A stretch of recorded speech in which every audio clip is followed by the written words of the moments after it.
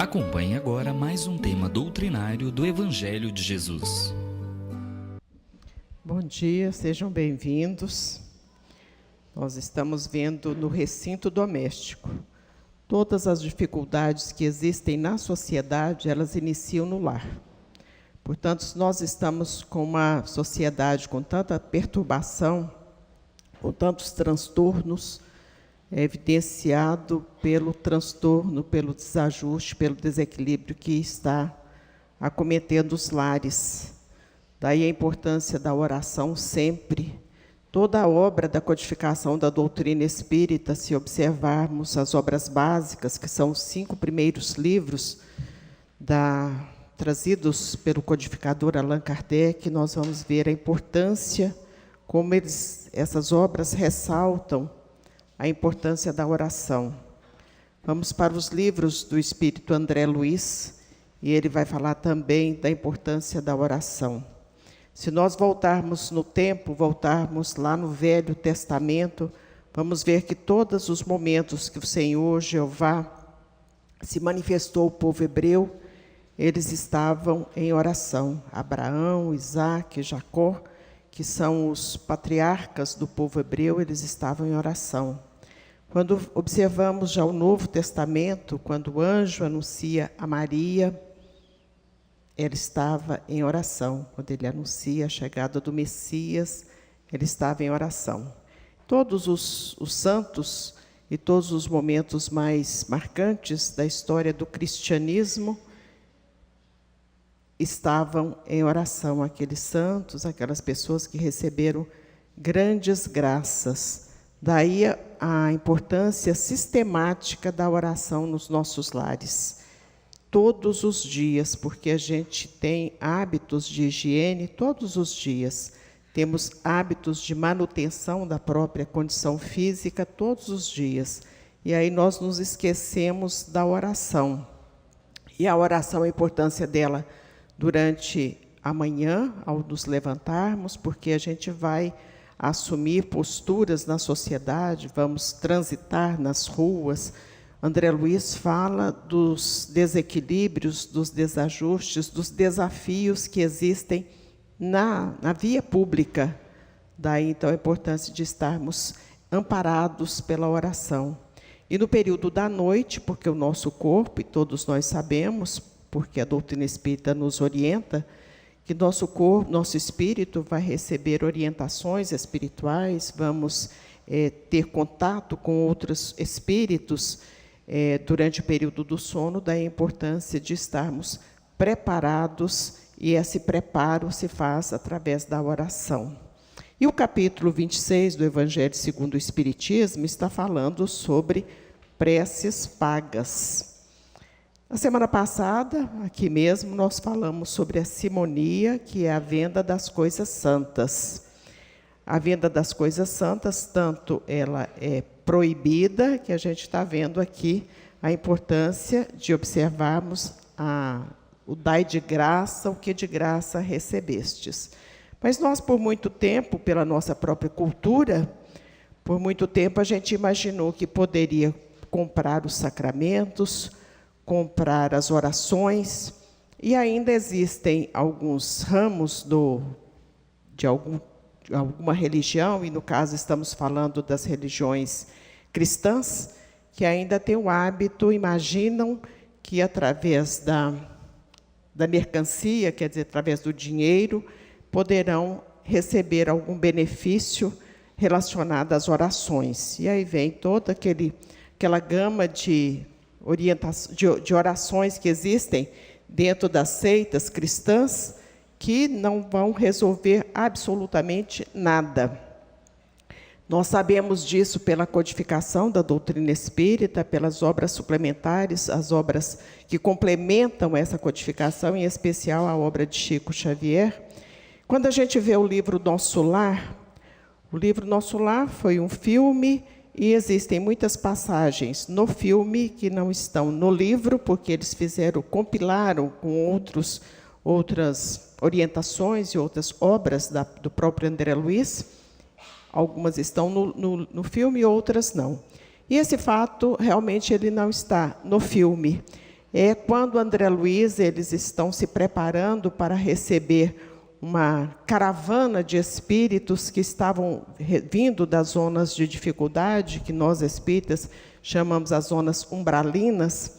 Então, existiam alguns que estavam ali no nosso lar e que iam receber esses espíritos. Foram vários carros, comboios, chegando com espíritos muito dementados, desequilibrados e de toda sorte de dificuldades de sofrimento. Quando foi no último carro, André Luiz percebe que está chegando uma senhora com a idade bastante avançada já, e a hora que ela desce desse carro, a exemplo dos outros, que muitos desciam com muita humildade, mas a grande maioria era reclamando, blasfemando, xingando, e ela já desce reclamando e pedindo misericórdia, clemência, ajuda, e a hora que ela viu que o André Luiz estava lá, ela começa a pedir a ele ajuda. E ele então diz a ela assim: a senhora está vindo de muito longe? Quer dizer, puxou um assunto. A senhora está vindo de muito longe?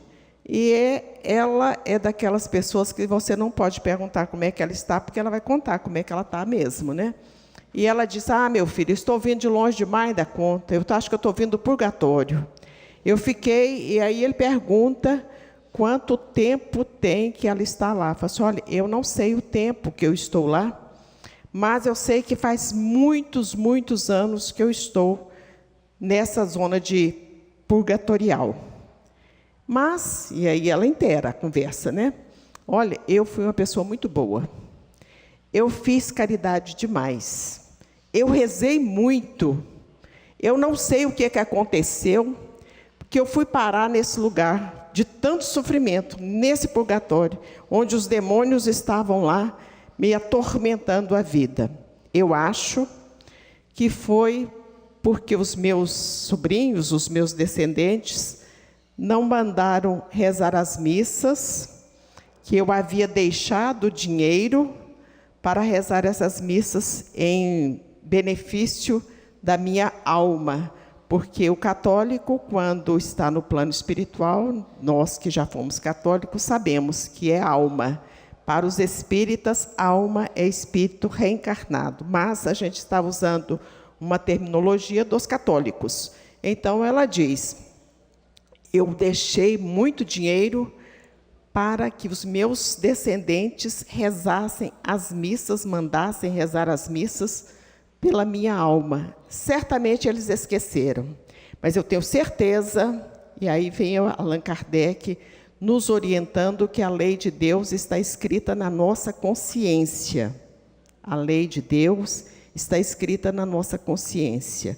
Portanto, aquele delito grave, aquela omissão, aquela falta que tenhamos cometido em algum momento da nossa vida, embora as pessoas não saibam, às vezes as pessoas até nos incensem, achando que somos pessoas muito especiais, mas a nossa consciência marca e nós sabemos quando nós cometemos algum ato equivocado. E ela continua a conversa, porque a consciência dela acusava.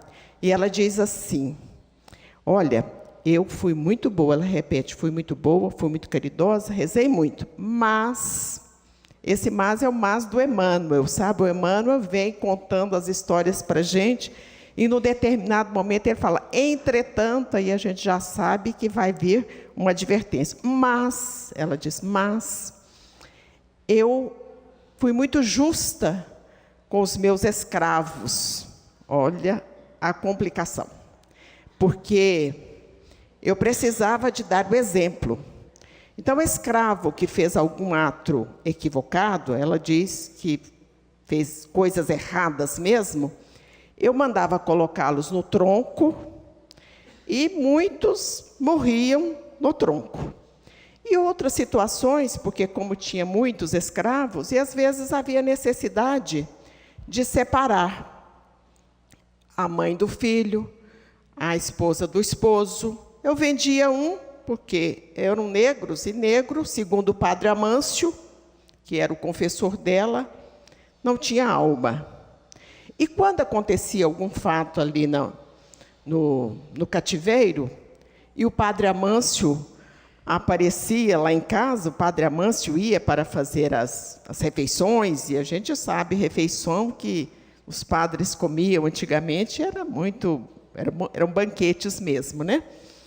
E quando o Padre Amâncio chegava, eu confessava, dava mais algum benefício para a igreja e estava tudo tranquilo. Então, eu imagino que não seja por isso que eu tenha passado tanto tempo nas zonas de dificuldades. Deve ser por outra razão.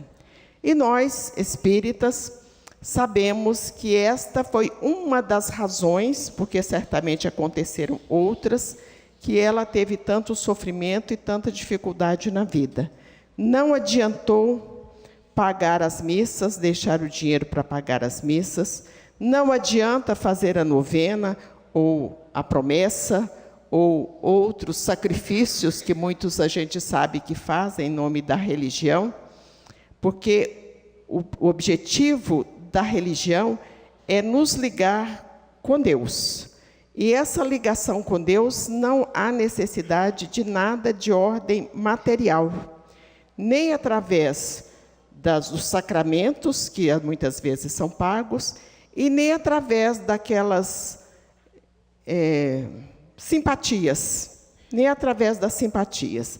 Então, não adianta, por exemplo, não é uma ritualística da doutrina espírita, porque a doutrina espírita não tem ritual, doutrina espírita não tem hierarquia, existem coordenações, administrações, porque se existem várias pessoas, há necessidade de que alguém oriente como é que deve ser feito. Mas a doutrina espírita não tem hierarquia e não tem ritual. Portanto, se alguém diz que existe algum ritual dentro da doutrina espírita, essa pessoa está equivocada, porque doutrina espírita é tão somente a que foi codificada por Allan Kardec, que a gente está falando nesses 5 livros, que são os livros básicos da doutrina espírita. Qualquer outra coisa que exista, isso é sincretismo religioso e não é doutrina espírita, embora muito respeitados, mas se a pessoa nos diz assim, coloca o sal atrás da porta, isso não é espiritismo. Pode resolver? Não sei, mas não é espiritismo. Passa sal no chão? Também não sei se resolve, não é espiritismo. Mas se a pessoa passa o sal no chão rezando e com contrição, rezando com fervor, com fé, aquela atividade certamente vai valer, não pelo sal, mas pela oração. Então, a casa espírita, as coisas são muito simples. O passe é alguma coisa muito fácil, muito simples, desde que ambos estejam sintonizados com a espiritualidade amiga, com a espiritualidade superior. Ambos são quem? O que está dando o passe, daí a necessidade do preparo do médium passista, ele não pode ter discutido ali na rua e chegar aqui e querer dar passe. Então, há necessidade que ele se harmonize, porque ninguém dá o que não tem. Então, se ele não tiver essa harmonia, essa serenidade, essa paz interior, ele não haverá de transmiti-la. Mas é tão interessante isso, porque a pessoa vai se preparando para transmitir o passe. E ela transmite o passe 1 vez, 2 vezes, 3 vezes por semana. Ela faz daquilo um hábito. E daí a pouco ela está realmente asserenada, ela está realmente calma. E o ambiente familiar, pela própria postura daquela pessoa, também se torna um ambiente muito sereno, um ambiente muito calmo. E a pessoa que vai receber o passe? Então, não é tão somente sentar ali na cadeira e imaginar agora, a hora que eu chegar em casa, eu vou fazer esse franguinho, ou eu vou passar no hospital, ou eu vou passar no supermercado, ou eu vou discutir com alguém. Esse passe também, ele é bastante, ele não penetra nas condições daquela pessoa. As energias positivas não penetrarão. Então, há necessidade daquele que está recebendo o passe, o faça também com muito recolhimento, com muito fervor. Todo o trabalho realizado na casa espírita é dessa maneira. Quando a gente pede, por exemplo, para trazer as águas, é porque, e também a gente vai ver no próprio livro Nosso Lar, quando André Luiz vai falar sobre o Bosque das Águas, ele fala da importância da água, a energia, o veículo próprio que a água tem para trazer energias tanto positivas quanto energias negativas. Como a gente está dentro de uma casa espírita, como a água está dentro da casa espírita, a gente sabe dos benefícios que essa água trará às pessoas que que farão uso dela. Da mesma maneira, qualquer tipo de refeição que tenha dentro de uma casa de oração. A gente está falando doutrina espírita porque nós somos espíritas, mas evidentemente que em outras seitas religiosas também tem a mesma proteção, o mesmo amparo, e existem muitas bênçãos em qualquer seita religiosa que não tenha a comercialização. Então, casa espírita não pode ter comercialização de absolutamente nada, assim como as demais crenças religiosas. No final de semana, a gente estava fazendo uma regional e uma pessoa de uma cidade do interior nos disse assim, que lá no centro deles, todas as coisas que eles recebem, eles doam, que lá não pode comercializar nada. E nós, então, falamos a essa senhora que estava lá, que nós não podemos comercializar as coisas santas, quer dizer, é o passe, é o tratamento, é a água fluidificada, é a oração, nada disso. E em qualquer seita religiosa, não é somente o espírita, qualquer seita religiosa. Agora, outras situações, pode sim haver algum tipo de comércio, porque a doutrina espírita, por exemplo, já é bastante rígida, com relação, por exemplo, à venda de bebida alcoólica. Então, isso não pode haver, porque se nós estamos sempre combatendo e dizendo que isso não é bom, nem para encarnado e nem para desencarnado, o nosso discurso não pode ser diferente da nossa prática. Então, a bebida alcoólica dentro de um trabalho de doutrina espírita não pode acontecer. Então, existem atividades como a venda da pizza, do bazar, e o jantar, almoço, e são as coisas que a gente sempre faz, porque toda casa espírita ela tem um custo para ela seguir em frente. Nada acontece de graça. Então, isso aí, há necessidade que se tenha esse recurso financeiro, mas as demais situações não. E nós já penamos muito, porque em outros momentos reencarnatórios nós não tínhamos essa compreensão, e certamente nós administramos muito mal as coisas santas, fizemos muita simonia, e hoje o resultado é esse. Estamos dentro da lide da doutrina espírita e lutando aí com todas as forças para ter uma condição administrativa razoável. Isso nos mostra também que todas as vezes em que maculamos as leis naturais, e essas leis naturais nós vamos vê-las na obra da codificação, no Livro dos Espíritos, quando Kardec vai falar sobre as 10 leis, que são as leis naturais, a lei de adoração, a lei de progresso, a lei de reprodução, a lei de destruição, então, entre outras. Então, nós vamos ver com relação a essas leis e vamos observar que existe a lei da ação e da reação, da causa e do efeito. Então, todos os equívocos que cometemos em encarnações anteriores, nós estamos aqui nesta encarnação para tentar consertá-los.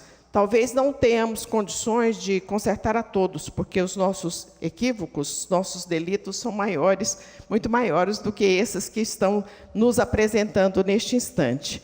Daí a importância da gente ver esta encarnação como um divisor de águas nas nossas vidas. A importância desta encarnação. Então, estamos tendo a oportunidade de conhecer a doutrina espírita, que é a doutrina que liberta as nossas consciências, porque nos traz uma clareza de ensinamento, uma clareza de proposta tão grande, é tão fácil entender o espiritismo, porque se está falando de uma lei de ação e reação, isso está mesmo na ciência, a lei da ação e da reação. Se está falando na comunicabilidade dos espíritos, nós sabemos que os espíritos, durante toda a humanidade, eles comunicaram. Basta olhar a Bíblia que a gente vai ver espírito comunicando todo o tempo. Se está falando em pluralidade dos mundos, nós sabemos que existem mundos, porque se os espíritos continuam, existem mundos iguais, piores ou melhores do que o planeta Terra, sendo que, pela informação da codificação, o nosso é um dos mais atrasados que existe. Então, se a gente quer sair daqui, quer ter um planeta melhor, nós temos que nos melhorarmos, porque só melhora o mundo se melhorar o homem. E a lei da reencarnação, porque se existe justiça, se existe reencarnação é porque existe uma justiça. Se não houver reencarnação, não existe justiça, porque quando a gente observa os desmandos que acontecem, o desamparo de muitos, as dificuldades de tantos, e outros, às vezes, se beneficiando de todas as maneiras, e a gente fica imaginando, meu Deus, onde é que vai chegar isso? Não precisamos nos preocupar. Misericórdia divina é infinita, e as coisas acontecem no momento apropriado para acontecer, porque há necessidade que todos nós temos a madureza, a maturidade espiritual para entendermos. E a doutrina espírita é tão clara que é só a gente observar as coisas que estão ao nosso redor, que a gente percebe a presença do espiritismo em todos os momentos. Nós sempre falamos que tivemos uma grande amiga e orientadora nossa, introdutora nossa na doutrina espírita, que era a Nizinha, e a Nizinha sempre, tudo ela levava para os aspectos da doutrina espírita. Naquela época, com muita pouca idade e nenhum conhecimento de doutrina, a gente achava aquilo ali muito chato às vezes, imaginava, por que será que a Nizinha fala, tudo que ela fala, ela coloca o espiritismo? Porque tudo está inserido, a doutrina espírita se insere em todas as condições da nossa vida. Quando nós começamos lá na década de 70, os espíritos amigos espirituais nos contavam o que seria o Grupo Espírita Mensageiros da Luz. E naquela época a gente tinha muita dificuldade de entender isso, porque a gente é muito obtuso mesmo, a gente tinha muita dificuldade para entender isso, porque a gente estava no meio do buraco, no meio do mato, com pouca gente, a gente imaginava, mas como que vai acontecer? E realmente aconteceu. E as bênçãos que acontecem nessa casa, nós não podemos mensurar, não temos condições de saber o que acontece aqui, mas eu tenho certeza que hoje todas as pessoas que aqui estão muito mais felizes, muito mais tranquilas, do que se estivessem em outras atividades que não as atividades próprias da doutrina espírita. Tiro por mim mesmo, porque imagino que se eu não tivesse conhecido a doutrina espírita na época que conheci, eu tenho certeza que a minha vida seria muito pior. Hoje ela é ótima, mas eu posso dizer que seria pior do que qualquer outra situação. Quantas e quantas pessoas chegaram à casa espírita porque em um determinado momento a gente convidou. E esse convite tem que ser um convite sutil, não pode ser aquele convite de muito estardalhaço, não, porque senão a gente está fazendo proselitismo, e a doutrina espírita não é uma doutrina de proselitismo. A gente convida mais pelo exemplo, pela persistência. Quantos e quantos chegaram através desse convite? E hoje nós temos uma casa, graças a Deus, com muito conceito no movimento espírita, exatamente porque em um determinado momento os amigos espirituais confiaram em algumas pessoas a oportunidade do trabalho. Então, todos nós temos essa oportunidade de crescer, de prosperar, de trabalhar espiritualmente, basta que queiramos. E quando a gente quer, a gente realiza. É a história de quem dá o primeiro passo, já andou a metade do caminho, em qualquer circunstância da nossa vida é assim, a gente pode realizar muito. E a gente pode começar a ser feliz, ou mais feliz ainda, a partir de hoje, porque isso está dentro de nós, está inserido em nós, e basta querermos realizar isso, porque a doutrina espírita nos dá as condições para sermos pessoas melhores, mais felizes, mais harmonizadas, mais sábias, enfim, contribuir para que o mundo seja melhor. Que Jesus nos abençoe, muita paz.